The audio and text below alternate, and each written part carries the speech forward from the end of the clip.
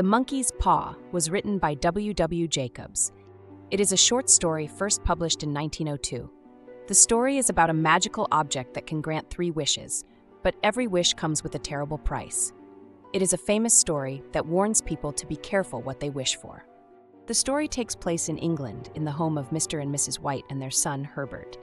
One evening, an old friend visits them. His name is Sergeant Major Morris, and he has traveled to many places as a soldier.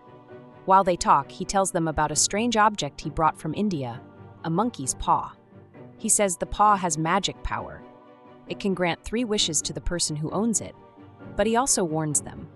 The wishes come true in ways that bring suffering. He throws the paw into the fire, but Mr. White quickly takes it out.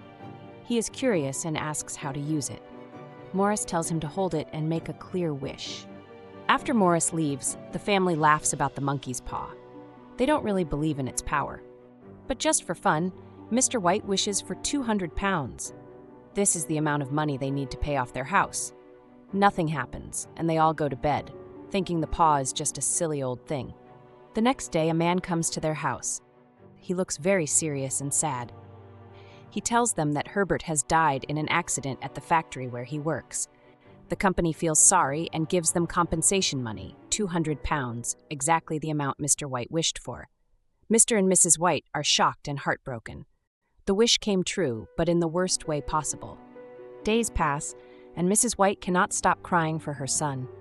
One night, she suddenly remembers the monkey's paw.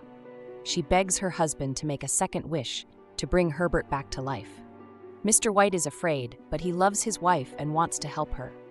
He picks up the paw and wishes, "I wish my son alive again." At first, nothing happens. The house is silent. But later that night, they hear slow, heavy knocking at the door. Mrs. White is excited. She believes Herbert has returned. She runs to open the door. But Mr. White is filled with fear. He remembers how badly Herbert's body was damaged in the accident. He knows that if Herbert is really back, he may not be the same. As his wife tries to unlock the door, he quickly grabs the monkey's paw and makes the 3rd and final wish. The knocking suddenly stops. When Mrs. White opens the door, no one is there. The street is empty. The story ends, leaving the reader to imagine what happened.